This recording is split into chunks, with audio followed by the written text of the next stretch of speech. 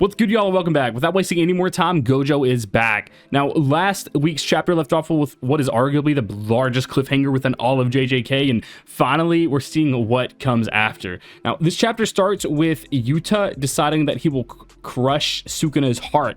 Next, partly recapping, as soon as Sukuna chants domain expansion, he notices GOJO standing within the clearing dust and wonders if it's really him, but then thinks it's impossible. Now, we get the full panel of GOJO, but something's not right. There's scars on his head. Now, as Sukuna punches Yuji away, he steps forward and says, "I apologize for underestimating you. I didn't know you were this capable of going that far. Yuta Akotsu." Now, that is absolutely insane. That is like almost a double, triple plot twist.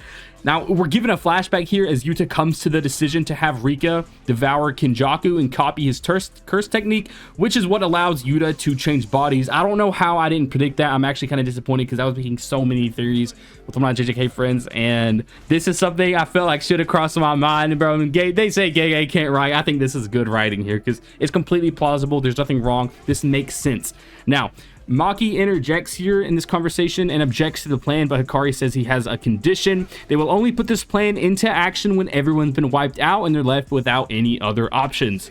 Now, Kusabi says, "Can we just copy Limitless from Gojo's body?" Shoko says, "You can't use Limitless without the 6 eyes." Kusabake says, "They just copy the 6 eyes." Shoko says, "The 6 eyes are part of his physical body. It is not a curse technique, so he can't copy it." Now, Maki asks, since Yuta can copy CT for only 5 minutes, what would happen later? Because he's only in Gojo's body for 5 minutes. Yuta says he doesn't know what happens after, so it's gonna be revealed to us whenever it's revealed to him. Now, scrolling up here, I will leave this link in the description, by the way. Let's see. Mei says... Let's see. Yeah. So Mimi explains the pros and cons of Yuta's copying a curse technique, or him copying Kenjaku's. There's a possibility after switching bodies, Yuta will lose his curse technique and would have to live in Kenjaku's body forever. 1. If Kenjaku's curse technique is of the constant or intermittent operation type, the physical body or the soul can't be maintained and he'll die. 2. If the curse technique operates intermittently, he won't immediately die, but he'll eventually die. 3. If the curse technique is a single-use, one-time technique, he can use Limitless past 5 minutes. Now, Mei says after the switching of bodies is completed, it is also possible that Katsu's curse technique is discarded and he'll live in Gojo's body forever from now on. Now, these are all possibilities. We really don't know what's going to happen, but at least we have a general idea of what we can expect. Now, in this next page here, Yuta, and I'm going to recap at the end, and I'll leave the timestamps in the description, the gapping, and then the recap.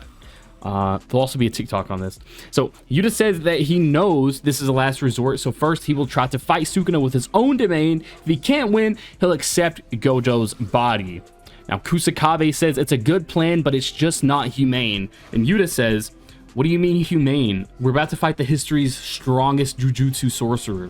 If we can win just by throwing away our humanity, we shouldn't even be arguing about this." Now, I do agree with that. Yuta is definitely onto something. I mean, it's a life or death, you know? There's no humane about it. That's not a non-factor, you know? At least I think. Yeah, I could see any side of it, really. Anyway, Yuta asks if everyone's afraid of becoming some monster to fight Sukuna. Maki rebukes and says that everyone's just concerned about him. Now, Yuta says, "What about Gojo Sensei? Is he not important? Haven't we been pushing all the burden of becoming a monster onto Gojo Sensei alone? If Gojo Sensei is gone, then who will be the monster? If no one intends to become one, then I will." Now, this kind of makes me like Yuta. You know, he's becoming a character I like a bit more. I know he's not too popular. Some people say he's ratty, but he's cool here. You know, he does what needs to be done with what he's given and the situation at hand. So the scene switches here. Yuta tells Gojo that he will take his body if he dies. Gojo says he's fine with that. So this wasn't some last spur minute of thing. This is something that was planned. He says that he has no intention of losing and doesn't care what happens to his dead body. Now, Yuta and Gojo talks about if Yuta is a descendant of Fujiwara or Sugawara. Yuta: "Oh, by the way, I was told that I was a descendant of the Fujiwara bloodline." Yuta says, "Didn't Gojo Sensei say that I was a descendant of the Sugiwara bloodline?" And Gojo says, It's a Sugiwara. You and me are distant relatives, but weren't the Sugawara and Fujiwara on bad terms? Yuta says, so I guess Uro-san had a misunderstanding then. Gojo says, well, it's possible both of us are right. Gojo says Yuta might have been born under better circumstances than him, so Gojo says if Yuta can utilize that advantage, he's totally lame. Gojo says, let's start off with your sloppy cursed energy. I've always told you to be careful about that. Gojo then asks his students to go away because he doesn't want them to see a bloody side, especially since he doesn't know what he's about to do is right. Gojo says, if I lose to Sukuna and all the old geezers in this room are gone, Gaku Ganji Gramps will stand on top of the Jujutsu headquarters. If that happens, there won't be any more chaos like the post-Shibuya incident. Now here, it's actually revealed that Gojo was the one who killed all of the elders. There's final confirmation for that. Pretty cool, pretty cool. Gojo once again tells his students to go back, but they refute him. Yuta tells Gojo to try not becoming a monster himself again. Gojo, that's something I can't do. At the moment, I was left behind. I have to catch up to him. That's what Gojo said. Now, scene switches to Amai, Yuji's friend, explaining his curse technique, which this is pretty random, but we finally get to see what he can do. He can amplify sugar within himself and its output in some kind of way. Shogo puts Amai in medical team with Nita as support by having him supply their brain with sugar using his curse technique. Scene switches again. Yuta is cut in half due to Sukuna's slash and has been rushed to the medical ward. Arata has used his curse technique to avoid Yuta's wounds from getting worse, so it might be too late. Yuta says he's conscious thanks to Rika, but he starts reaching his limit. Shoko tells Yuta that he's already stitched up Gojo's corpse, so once Yuta switches, he has to activate RCT at max capacity to complete the body. So the body is on good condition. Yuta goes into the body and heals it. That's how that works. Now, back to the present. Suka and Yuta in Gojo's body, Sukuna and Yuta and Gojo's body both opens their domain. The narrator says that Gojo has already shown the solution to Sukuna's open barrier domain. The chapter ends with Sukuna using Malevolent Shrine and Yuta using Gojo's Unlimited Void. Editor's comment at the end, the revenge match begins. That is sick. We do think, it seems like from the leaks, JJK manga will be on break next week, so 262 will be out on June 16th. That's going to be 2 weeks from now, or 14 days from the day that this video is posted. Anyway, it does not seem like Gojo is coming back after this. I guess this is why he bagged Yuta. Yuta will carry on his legacy from now on. It's what it seems. Anyway, there's so much to draw away from this chapter, bro. There's so much to happen. We got so much information.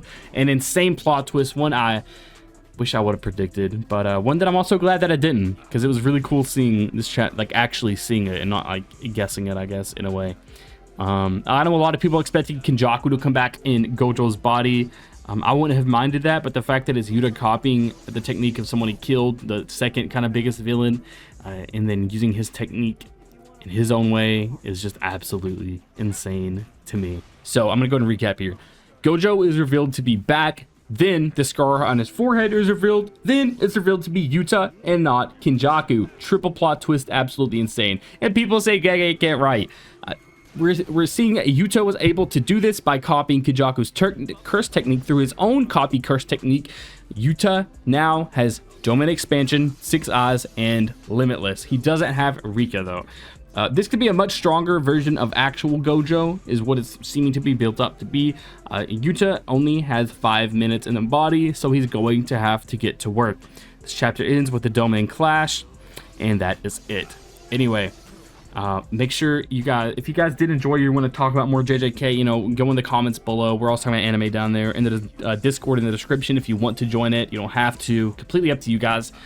Anyway, if you did enjoy, make sure to comment, subscribe. This has been Alec, and I'll catch you guys in the next one.